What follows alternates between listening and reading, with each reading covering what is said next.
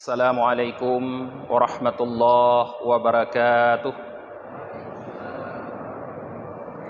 Alhamdulillahi rabbil alamin. Wassalatu wassalamu ala asyrafil anbiya'i wal mursalin Sayyidina wa maulana Muhammadin wa ala alihi wa sahbihi ajma'in. Amma ba'd.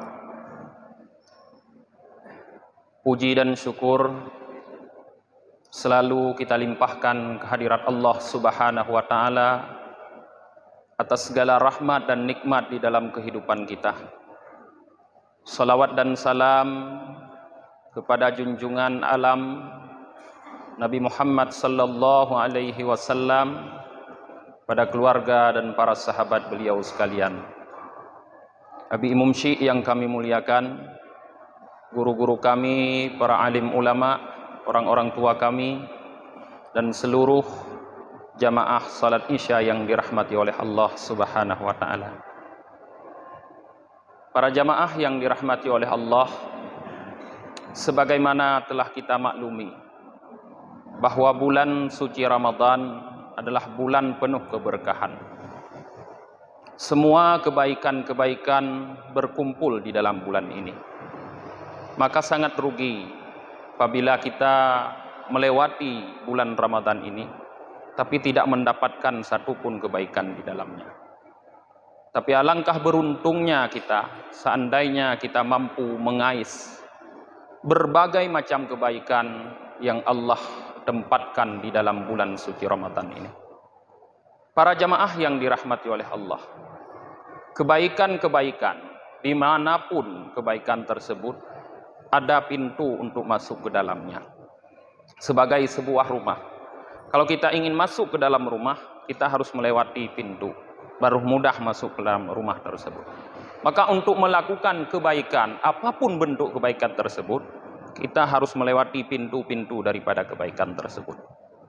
Dalam sebuah hadis diriwayatkan oleh Mu'ad bin Jabal, Rasulullah sallallahu alaihi wasallam bersabda, "Ala adullukum ala abwabil khair." Maukah kalian kutunjukkan terhadap pintu-pintu kebaikan? Mu'ad mengatakan, "Qultu na'am." Aku jawab, mau. Ya. As-saumu junnah, was-sadaqatu burhan, wa qiyamul abdi fi jawfil lail yutfi'u kulla khati'ah. Puasa, kata Rasulullah, adalah perisai, sedangkan sedekah adalah bukti, dan bangunnya seorang hamba di tengah malam dapat memadamkan semua kejahatan. Di dalam hadis ini para jamaah, kita melihat ada 3 pintu kebaikan yang Rasulullah terangkan kepada para sahabat. Yang pertama, puasa. Rasulullah mengatakan as-saumu junnah, puasa adalah perisai, pelindung, benteng. Puasa yang kita lakukan terutama di bulan Ramadan ini para jemaah, apabila dilakukan dengan benar sesuai dengan tuntunan Rasulullah sallallahu alaihi wasallam, maka akan dapat membentengi kita dari maksiat, dari berbagai macam maksiat, mulai dari bulan Ramadan tahun ini sampai Ramadan tahun depan. Seperti itu disebutkan oleh sebahagian ulama yang dinukil oleh Syekh Nawawi Al-Bantani di dalam kitabnya Muraqi Ubudiyah. Hal ini juga digambarkan oleh Rasulullah dalam sebuah hadisnya para jemaah, di mana Rasulullah mengatakan as-saumu junnah malam yakhruqha. Puasa adalah perisai selama seseorang yang melakukannya tidak mengelobanginya. Artinya puasa yang kita lakukan ini mampu melindungi kita selama kita tidak melobangi perisai tersebut. Maka puasa ini akan melindungi pelakunya dari maksiat kepada Allah dan akan melindungi pelakunya dari api neraka kelak di hari akhirat. Yang kedua, kata Rasulullah, babul khair, pintu kebaikan yang kedua adalah sedekah. Beliau menyebutkan dengan as-sadaqatu burhan. Sedekah adalah bukti. Bukti apa? Bukti keimanan seseorang. Menanggapi kalimat Rasulullah as-sadaqatu burhan, Imam Nawawi, bukan Nawawi Al-Bantani tadi, Imam Nawawi yang lain, menyebut di dalam kitabnya Syarah Muslim, bahwa ai dalilu ala sihhati imani sahibiha. Burhan, bukti yang dimaksud di sini adalah dalil yang menunjukkan benar sah iman pelakunya. Jadi sedekah yang kita berikan para jamaah, yang kita keluarkan di jalan Allah adalah bukti bahwa iman kita benar. Karena seseorang apabila imannya tidak benar, susah untuk mengeluarkan isi kantongnya untuk bersedekah. Susah untuk mengeluarkan hartanya untuk bersedekah. Orang-orang yang imannya dipenuhi dengan nifak, dengan kebohongan, dengan ketidakjujuran, maka akan berpikir 10 kali untuk mengeluarkan isi kantongnya untuk bersedekah. Tapi orang-orang yang jujur imannya, dia tidak akan berpikir panjang untuk mengeluarkan isi kantongnya sebagai sedekah para jemaah. Maka Rasulullah mengatakan ini adalah pintunya kebaikan. Orang-orang yang mampu bersedekah akan mampu melakukan kebaikan apapun. Karena pada dasarnya Allah menciptakan manusia cinta kepada harta. Rasulullah menyebutkan dalam sebuah hadis, likulli ummatin fitnah wa fitnata ummati al-mal. Semua umat, kata Rasulullah, ada fitnahnya, dan fitnah terhadap umatku adalah harta. Maka setiap umat Muhammad pasti cinta kepada harta. Tapi di saat kita mau melawan kecintaan terhadap harta tersebut karena benarnya iman dalam hati, maka disitulah terbuka bagi kita pintu kebaikan yang lain para jemaah yang dirahmati oleh Allah. Di dalam sebuah hadis yang lain, Rasulullah sallallahu alaihi wasallam bersabda, la yajtami'u syuhha la yajtami'u syuhhu wal imanu fi qalbi abdin abadan. Tidak akan berkumpul kikir dan iman dalam hati seorang hamba selama-lama, kata Rasulullah. Jangan pernah orang-orang yang kikir mengatakan iman. Ini bohong, tidak benar.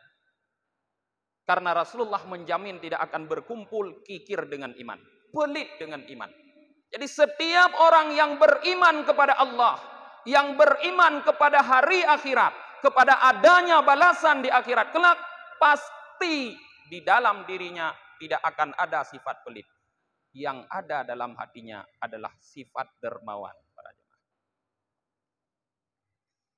Hadirin kaum muslimin yang dirahmati oleh Allah Subhanahu wa taala. Kemudian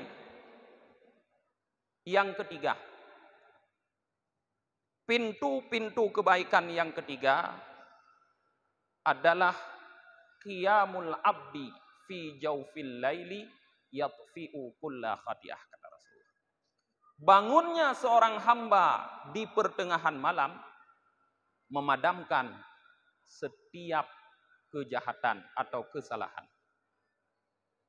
Kita semua pasti melakukan kesalahan.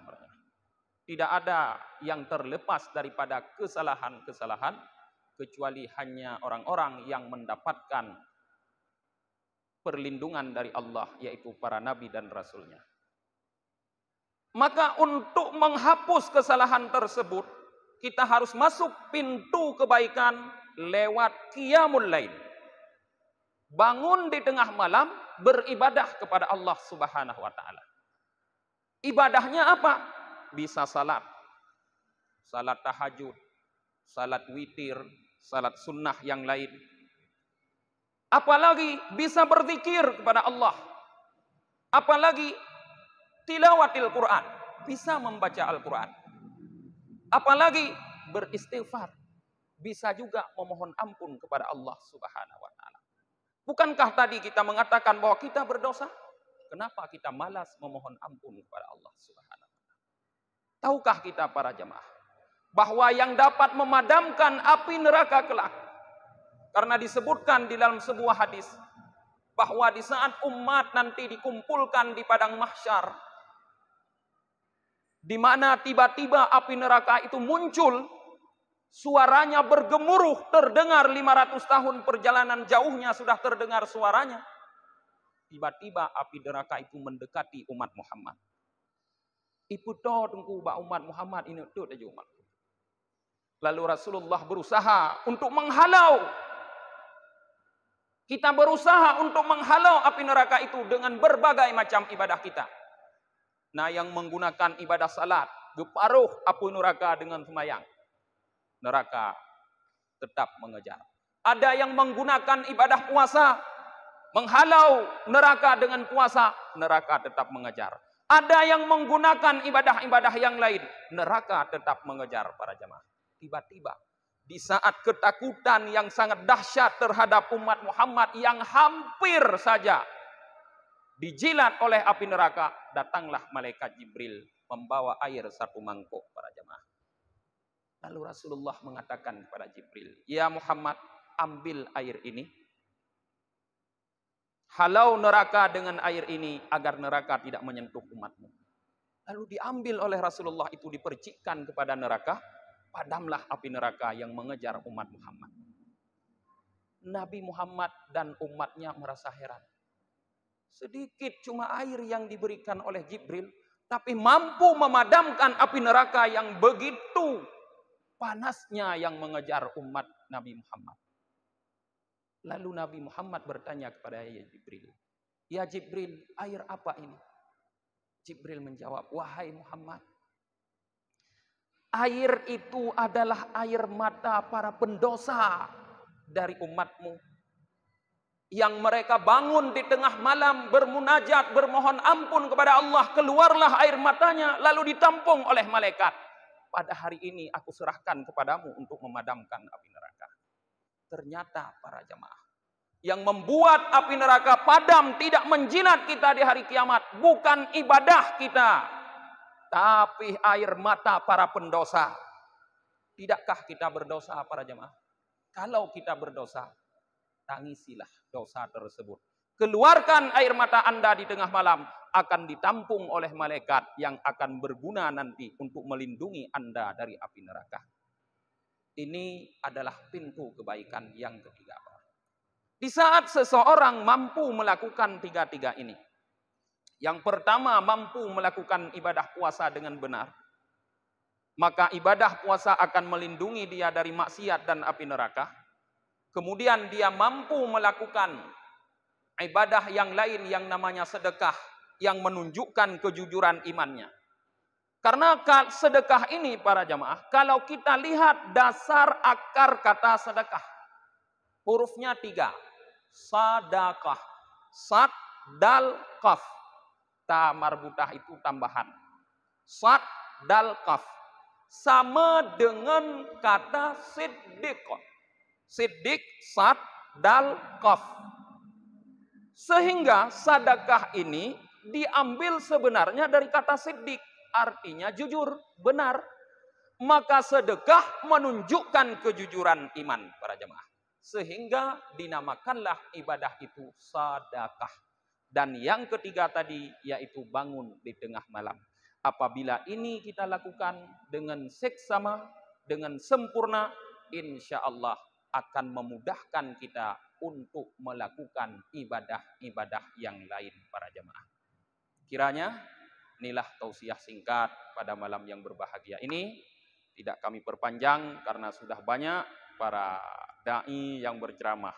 Karena nyoka malam ke-20. Mungkin karabih anampu pegahli. Nah, sampai di sini lebih kurang kami mohon maaf. Hadanallah wa yakum ajmain. Assalamualaikum warahmatullahi wabarakatuh.